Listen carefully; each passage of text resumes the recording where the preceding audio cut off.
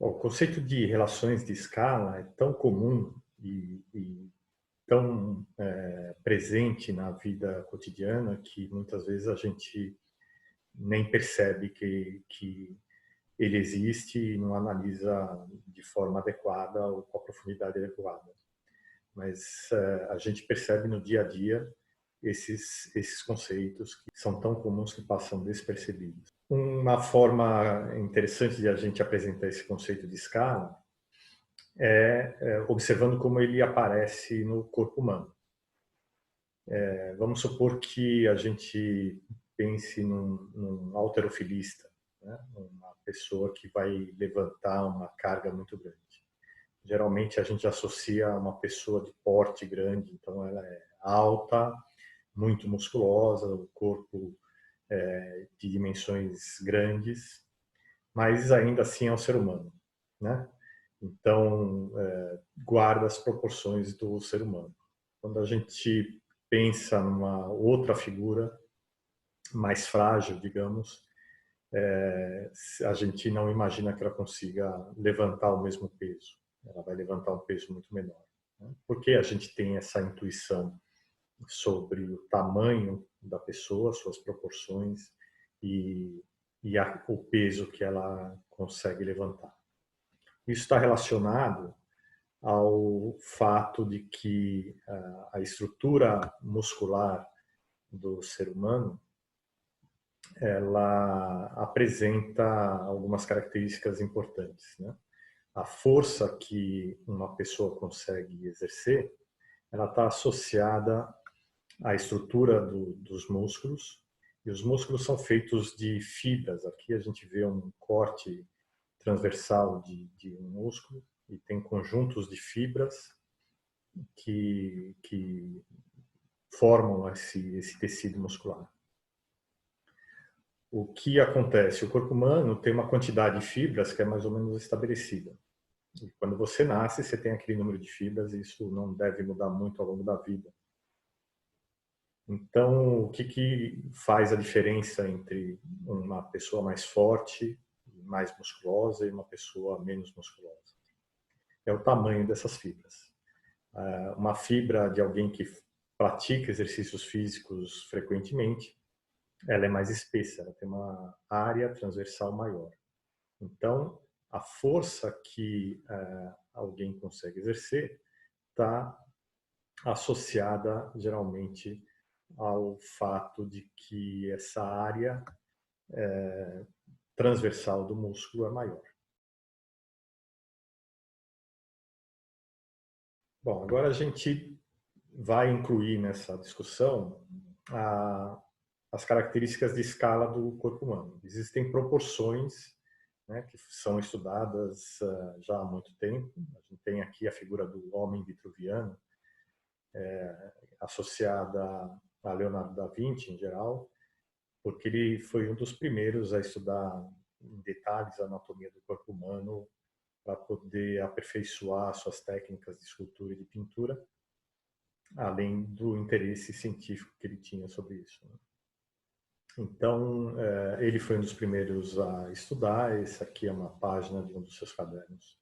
E o que a gente vê? A gente observa que existem proporções no corpo humano que são fixas.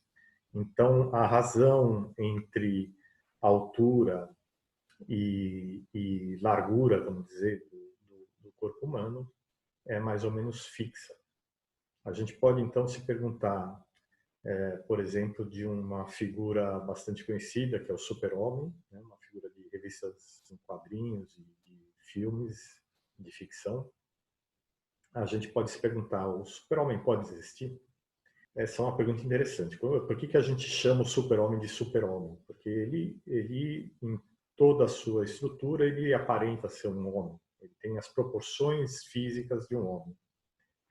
Então, a relação entre a sua altura e a sua espessura, o comprimento dos seus braços e a largura dos seus bíceps, embora sejam avantajadas, né, no desenho, porque ele é um homem de uma força muito grande, o que a gente vê nas suas histórias é que a sua força não pode ser proporcional à sua altura, porque o que se acredita, o que se diz, né, na construção do personagem, é que o super-homem tem uma altura de um homem comum. Ele pode, então, ter a força descomunal que ele tem? Vamos pensar um pouquinho agora à vista das leis de escala. A gente viu que a força é proporcional à área do músculo. Será que um homem que consegue levantar uma locomotiva, por exemplo, pode ter a altura de um homem comum? Vamos analisar. A gente viu que a força é proporcional à área. A força que um homem pode exercer é proporcional à área transversal do músculo que ele tem. E a área, por sua vez, é proporcional ao quadrado da altura, né? Para manter as dimensões. Então, você aumenta a dimensão linear de um certo fator, a área vai aumentar desse fator elevado ao quadrado. Então, a área é proporcional à altura ao quadrado. Se o super-homem pode levantar uma locomotiva pode pesar, vamos supor, uma centena de toneladas. Vamos comparar centena de toneladas com o máximo de peso que pode levantar um homem, um atleta olímpico que compete em levantamento de peso. Ele pode levantar cerca de uma centena de quilos, certo? Então, uma centena de quilos para uma centena de toneladas dá um fator 1000. A força do super-homem é 1000 vezes a força de um halterofilista. Qual é a área transversal do músculo? A área transversal do músculo do super-homem tem que ser 100 vezes aquela de um homem forte, de um halterofilista, certo? Se a área é proporcional à altura ao quadrado, significa que a altura do super-homem tem que ser 10 vezes a altura do halterofilista. Um halterofilista que tem aí 1,80 m, então o super-homem deveria ter 18 metros para poder ter uma força suficiente para levantar a locomotiva e ainda assim manter as proporções de um homem, poder ser chamado de super-homem. Ele teria que ter 18 metros de altura, o que não acontece. Agora, vamos supor que então fixar a altura do super-homem. Ele tem que ter a altura de uma pessoa comum, vamos supor que seja 1,80 m, só que a área dos músculos dele, né, a área transversal dos músculos tem que ser 100 vezes a de um homem, de um halterofilista, de um atleta, que já é um homem bastante forte. Então, a sua área tinha que ser 100 vezes aquela área do músculo. O braço dele, o braço do super-homem, e as pernas, e toda a musculatura do corpo tem que ter uma área transversal 100 vezes maior. Então, com essa altura, ele ia parecer mais uma bola de músculo do que realmente um super-homem. Não seria exatamente um homem. Então, é impossível que um ser vivo que mantenha as mesmas proporções do homem tenha a altura do homem e a força que o super-homem demonstra ter nas ações que ele descreve nas histórias em quadrinhos.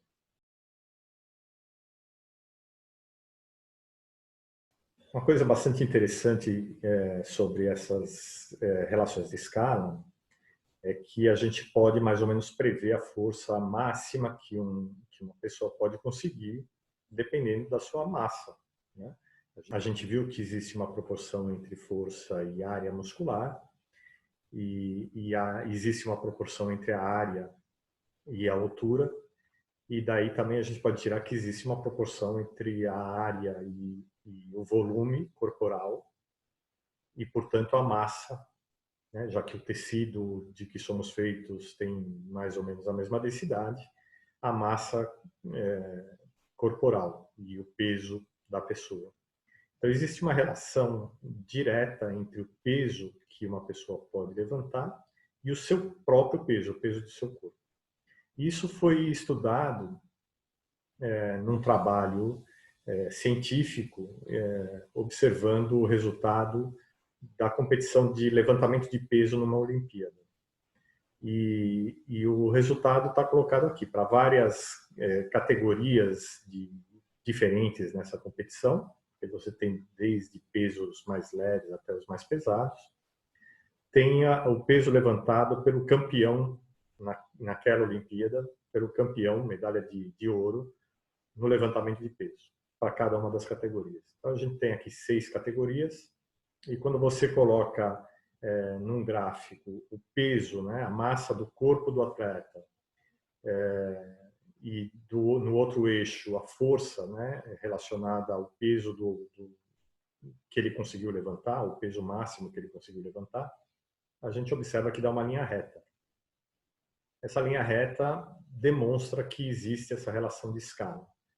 Então, existe uma lei de potência, como a gente chama, quando a gente encontra linhas retas desse tipo, uma lei de potência que relaciona o peso que uma pessoa pode levantar, o peso máximo que ela pode levantar, com o peso do seu corpo. E aqui isso está comprovado cientificamente através de uma observação direta de uma competição olímpica.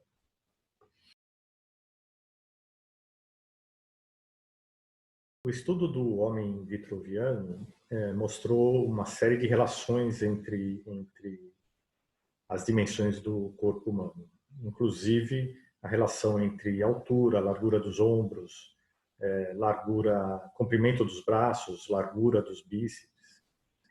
Então, a gente sabe que a força muscular está relacionada à área transversal do músculo. E essa área está relacionada ao comprimento do braço, para manter as proporções, né, de um ser humano. Então, a área está relacionada ao comprimento do braço, que, por sua vez, está relacionada à altura da pessoa. Então, existe uma relação entre a força e a área, que é proporcional, a força é proporcional à área, e a área é proporcional à altura ao quadrado, porque quando você aumenta as dimensões lineares, né, a altura, o comprimento do braço, etc., para manter as proporções, a área tem que aumentar com o quadrado, né? Você multiplica o comprimento do braço por um certo fator, a área vai ser multiplicada por esse fator ao quadrado. Então, existe essa relação entre a área e a altura de uma pessoa. A área é proporcional à altura ao quadrado. Então, vamos supor que você tenha, comparar a força média que um homem e uma mulher podem fazer. Se você tem a altura média de uma mulher, vamos supor 1,60 m, tá? Eu estou chutando aqui uns números, não sei se a altura média da mulher no mundo inteiro ou em algumas regiões seja essa. No Brasil, me parece que é em torno disso. A altura média do homem também um valor aproximado, 1,75 m. O que a gente pode dizer sobre a proporção de força que um homem e uma mulher podem suportar? Vamos olhar aqui. Usando aquela relação, a gente tem que a relação entre a força do homem e a força da mulher é igual à razão entre a área transversal do músculo do homem e a área transversal do músculo da mulher. E devido às leis de proporção do homem, observadas, por exemplo, no homem vitruviano, a gente tem que a razão entre as forças do homem e da mulher vai ser igual à razão da altura ao quadrado do homem pela altura ao quadrado da mulher. Isso dá um fator aproximado, usando aqueles números, de 1,2, ou seja, a mulher, com o mesmo esforço, suporta um peso que é cerca de 25% menor do que o do homem, ou, de outra forma, o homem, fazendo o mesmo esforço, suporta um peso que é cerca de 20% daquele que a mulher carrega. Ou seja, se o homem está carregando 10 quilos com algum esforço, a mulher vai carregar com o mesmo esforço 8 quilos, tá certo? Mas lembre-se que isso são valores aproximados. Então, antes de brigar com a sua namorada, sua mulher, sua filha, por causa do peso que está carregando, lembre-se que existem outros fatores que envolvem essas relações, né? A gente está usando que a relação entre força e área é proporcional e que a altura é proporcional, a altura ao quadrado é proporcional à área do braço, mas isso são números aproximados. Na verdade, são para o ser humano sempre você vai encontrar, e para qualquer ser vivo, vai encontrar faixas em que essas razões são válidas, essas relações são válidas. E por questões culturais ou biológicas, não importa, a tendência é que o homem tenha proporções musculares maiores do que os das mulheres. Então, essa relação de 20% não é exatamente correta, ela é um valor aproximado, está nessa faixa, pode ser um pouquinho menor, um pouco maior, mas pode chegar, por exemplo, a 40%, 50% de diferença no peso que o homem pode carregar com o mesmo esforço que a mulher. Tá certo? Então, mas a ordem de grandeza é essa. Não vai mudar muito. Dificilmente você vai encontrar um homem, a não ser com muito treinamento, que consiga carregar 100 vezes o peso que uma mulher pode carregar. Isso não vai acontecer. Pode ser que você encontre o dobro, o triplo, 10 vezes já é uma coisa muito difícil de acontecer, né? Quando a gente está falando de peso máximo que uma pessoa pode carregar. E isso se deve ao fato de que um pouco mais forte, um pouco mais fraco, as proporções do corpo do ser humano são sempre as mesmas, né? De grosso modo, né? A gente não está falando aqui de medidas de precisão. A gente está falando, grosso modo, elas são as mesmas. Então, você olha uma pessoa forte, uma pessoa fraca, você nota que uma é mais forte, outra é mais fraca, mas você reconhece as duas como ser humano. Por quê? Porque as proporções são mantidas, né? As proporções gerais do corpo das duas são mantidas. Tá certo?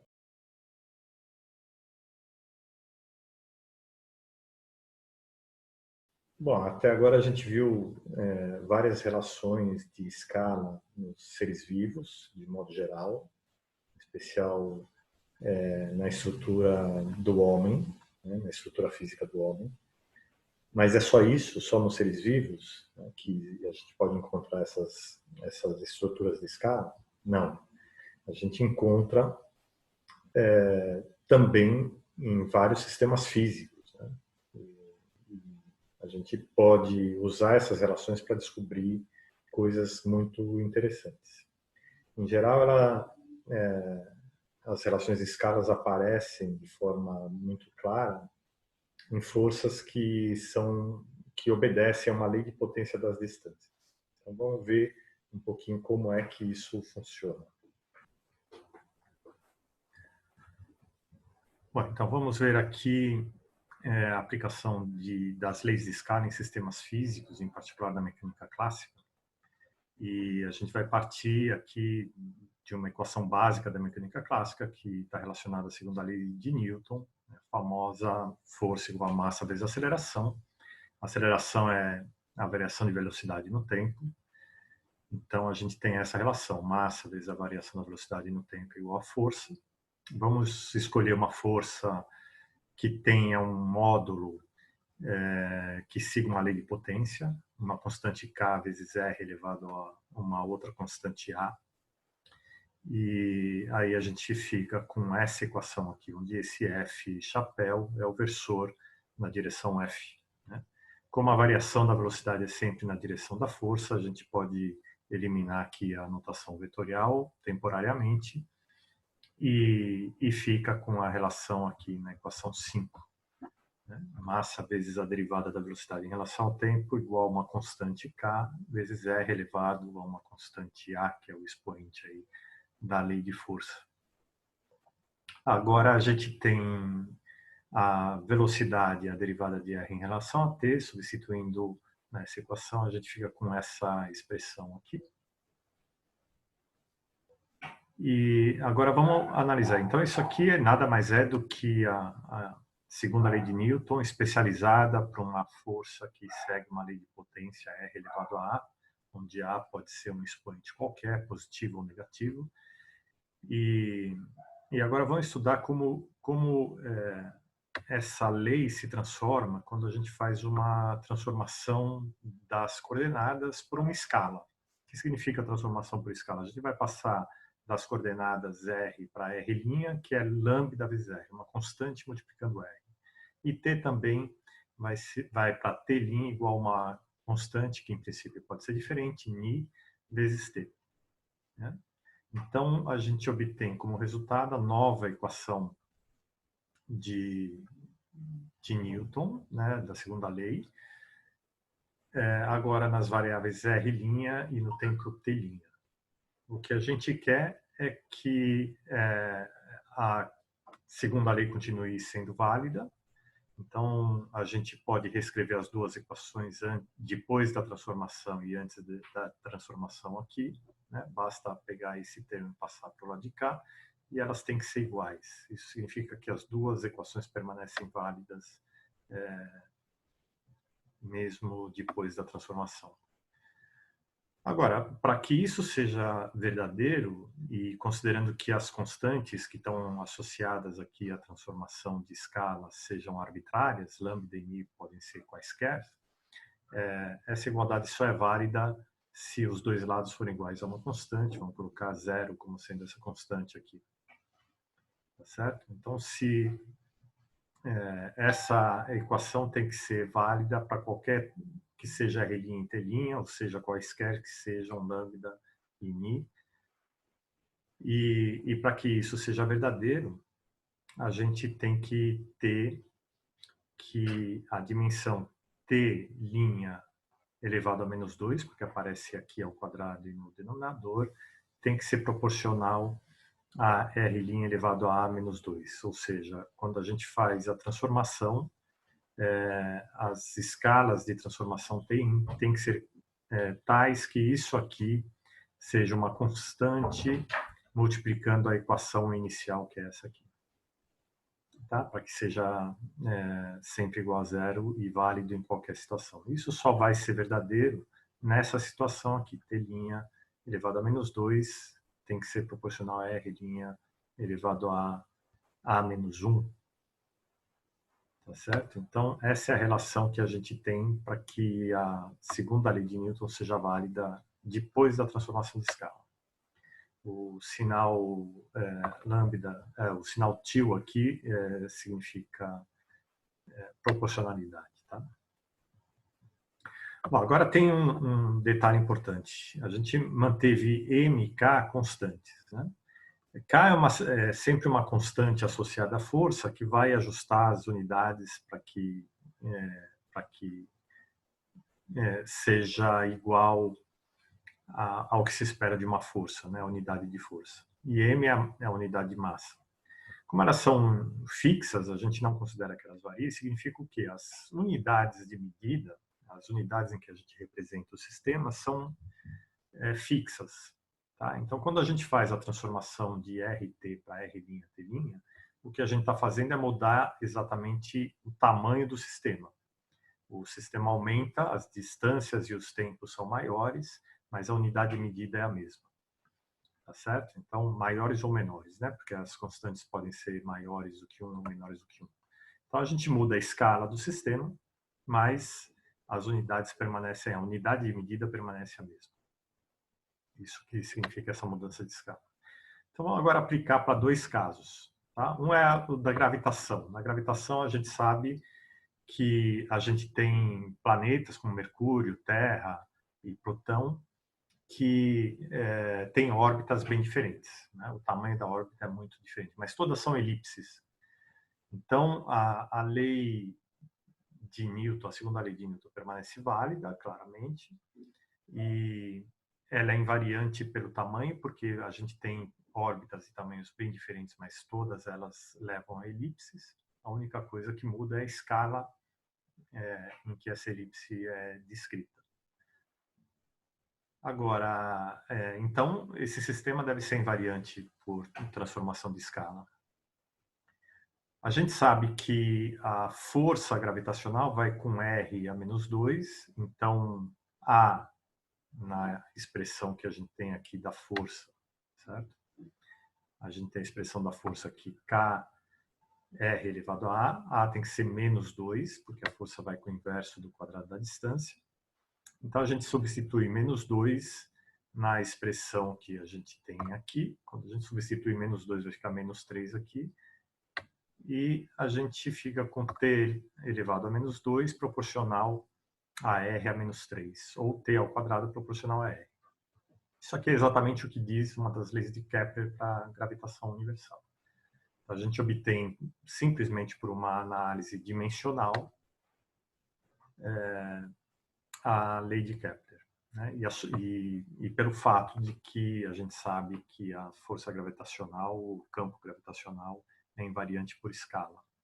E a gente introduziu isso nessa discussão do fato de que a gente tem elipses, né? A órbita é idêntica para todas, a forma da órbita é idêntica para todos, mas o que muda é o tamanho da elipse, o tamanho da órbita. Um outro caso interessante é quando a força é constante. Tá? Isso aqui é o caso da força-peso, por exemplo. A força-peso, que é também a força gravitacional, mas nas proximidades da superfície da Terra, ela é constante, a aceleração da gravidade é constante. Então, se é constante, o A é zero, e a gente fica com t elevado a menos 2 proporcional a r a menos 1. Ou invertendo isso, t é proporcional à raiz de r. Né? E essa é exatamente a equação do pêndulo. Né? A gente tem o período do tempo do pêndulo é igual a raiz de L sobre G. G é uma constante, que é a aceleração da gravidade. Então, depende só do tamanho do pêndulo, do L, que é o comprimento do pêndulo.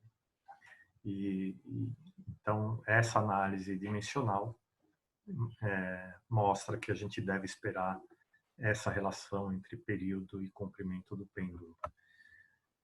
Tá bom? Então, essas são duas aplicações bem simples da lei de escala para sistemas físicos. Existem várias outras e na próxima aula a gente vai começar a estudar essas que são mais interessantes para a gente.